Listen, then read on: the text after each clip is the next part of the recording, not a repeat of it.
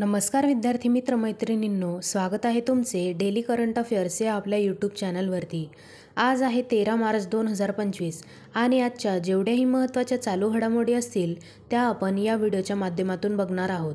हा व्हिडिओ तुम्हाला सर्व परीक्षांसाठी अत्यंत उपयुक्त ठरू शकतो, त्यामुळे व्हिडिओ शेवटपर्यंत नक्की बघा। आणि जर तुम्हाला व्हिडिओ आवडला तर व्हिडिओला लाईक देखील करायला विसरू नका। चला तर मग सेशनला सुरुवात करूया। प्रश्न पहिला आहे, ताशी 12,144 किलोमीटर वेगाने मारा करणाऱ्या भारतीय शास्त्रज्ञांनी विकसित केलेल्या हायपरसॉनिक क्षेपणास्त्राचे नाव काय आहे? या प्रश्नाचे योग्य उत्तर आहे पर्याय क्रमांक सी, ब्रह्मास्त्र। भारतीय शास्त्रज्ञांनी विकसित केलेल्या हायपरसॉनिक क्षेपणास्त्राचे नाव ब्रह्मास्त्र असे आहे। याबद्दल काही एक्स्ट्रा पॉईंट्स बघूयात।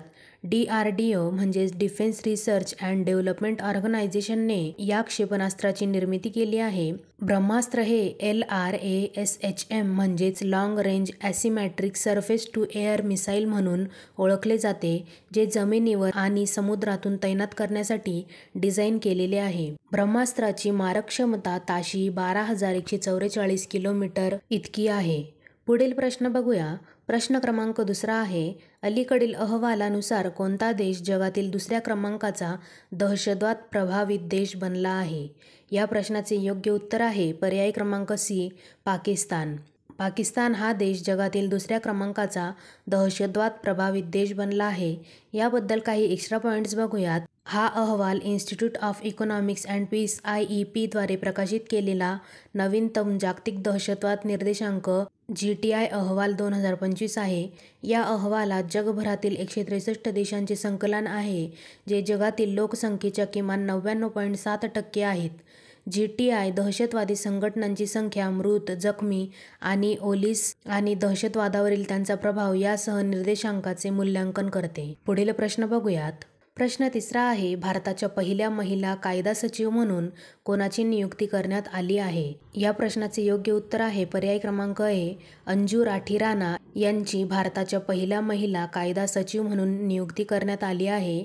काही एक्स्ट्रा पॉईंट्स बघूयात। अंजू राठी राणा या भारतीय कायदेशीर सेवा अधिकारी आहेत। पदभार स्वीकारल्यापासून 2 वर्षांसाठी सचिव म्हणून त्या काम करतील। या नियुक्तीपूर्वी राणा त्याच विभागात अतिरिक्त सचिव म्हणून कार्यरत होत्या। पुढील प्रश्न बघूयात। प्रश्न चौथा आहे, पंतप्रधान मोदी यांनी अलीकडेच कोणत्या व्याघ्र अभयारण्याला भारतातील 58वा व्याघ्र प्रकल्प म्हणून नाव दिले आहे? या प्रश्नाचे योग्य उत्तर आहे पर्याय क्रमांक बी, माधव व्याघ्र प्रकल्प। या प्रकल्पाला पंतप्रधान नरेंद्र मोदी यांनी भारतातील 58वा व्याघ्र प्रकल्प म्हणून नाव दिले आहे। याबद्दल काही एक्स्ट्रा पॉईंट्स बघूयात। याची घोषणा पर्यावरण मंत्री भूपेंद्र यादव यांनी केली। भारतात आता 58 व्याघ्र प्रकल्प आहेत व मध्य प्रदेशात एकूण 9 व्याघ्र प्रकल्प आहेत। माधव राष्ट्रीय उद्यान हे शिवपुरी जिल्ह्यात ग्वाल्हेर चंबळ प्रदेश येथे स्थित आहे, ज्याचे एकूण क्षेत्रफळ 1751 चौरस किलोमीटर आहे। व्याघ्र प्रकल्पाचा प्रारंभ 1 एप्रिल 1973 पासून झाला। हे पर्यावरण, वन आणि हवामान बदल मंत्रालयाने सुरू केले आहे। व्याघ्र प्रकल्पाचा उद्देश वाघांचे संरक्षण करणे आणि त्यांच्या नैसर्गिक अधिवासाचे संवर्धन करणे असा आहे। पुढील प्रश्न बघूयात। प्रश्न 5वा आहे, कोणत्या विद्यापीठाचे नाव डॉ. मनमोहन सिंग यांच्या नावावर ठेवले जाणार आहे? या प्रश्नाचे योग्य उत्तर आहे पर्याय क्रमांक सी, बँगलोर सिटी युनिव्हर्सिटी। या विद्यापीठाचे नाव डॉ. मनमोहन सिंग यांच्या नावावर ठेवले जाणार आहे। याबद्दल काही एक्स्ट्रा पॉईंट्स बघूयात।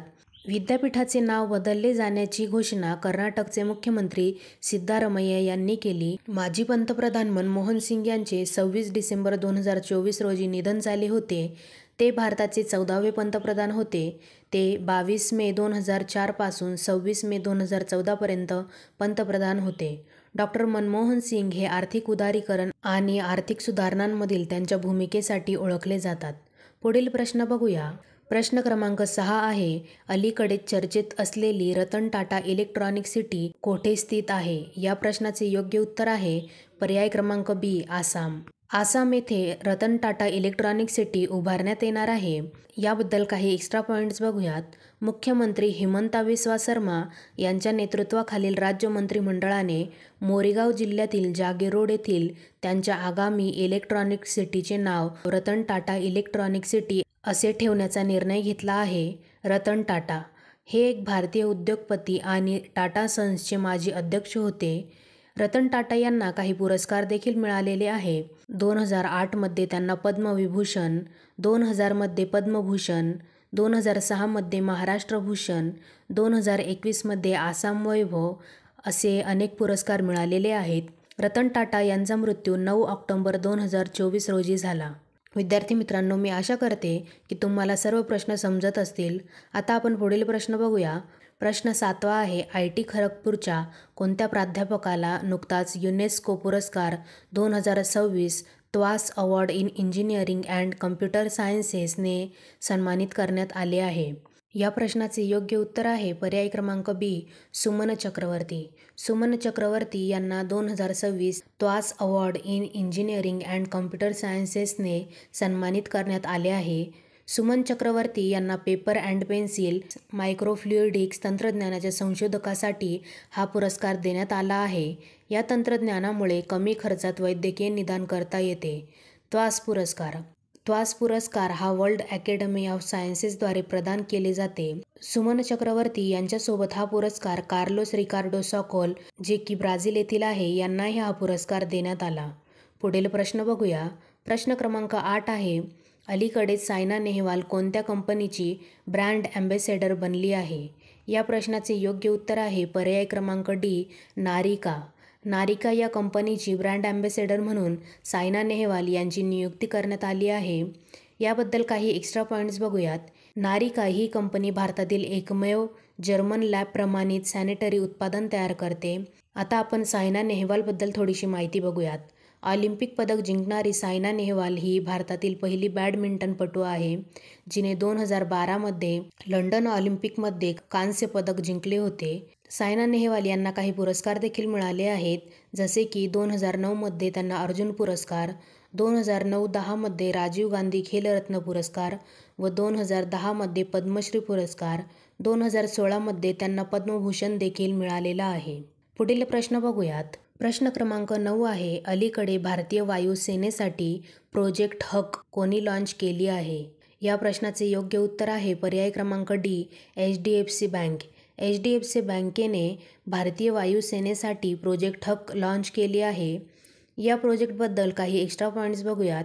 भारतीय हवाई दलाच्या पेन्शनधारक माजी सैनिक आणि त्यांच्या कुटुंबियांना आधार आणि सेवा प्रदान करण्यासाठी प्रोजेक्ट हक लॉन्च केला गेला आहे. या संदर्भात बँकेने सहाय्यक हवाई दल प्रमुख, अकाउंट्स आणि एअर वेटरन्स आणि CSC अकादमी यांच्या कार्यालयामार्फत IAF सोबत एक सामंजस्य करार केला आहे. पुढील प्रश्न बघूयात. शेवटचा प्रश्न, प्रश्न क्रमांक 10 आहे, अलीकडे कोणत्या देशांदरम्यान फ्रीडम शील्ड 2025 हा संयुक्त लष्करी सराव सुरू झाला आहे?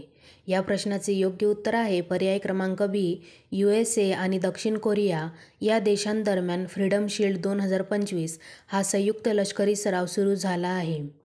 अशा प्रकारे विद्यार्थी मित्रांनो, इथे आपले संपूर्ण प्रश्न झालेले आहेत. मी आशा करते तुम्हाला सर्व प्रश्न समजले असतील. तुम्हाला प्रश्न कसे वाटले मला नक्की कमेंट करून सांगा. आणि जर तुम्हाला व्हिडिओ आवडला असेल तर व्हिडिओला लाईक व शेअर देखील करायला विसरू नका.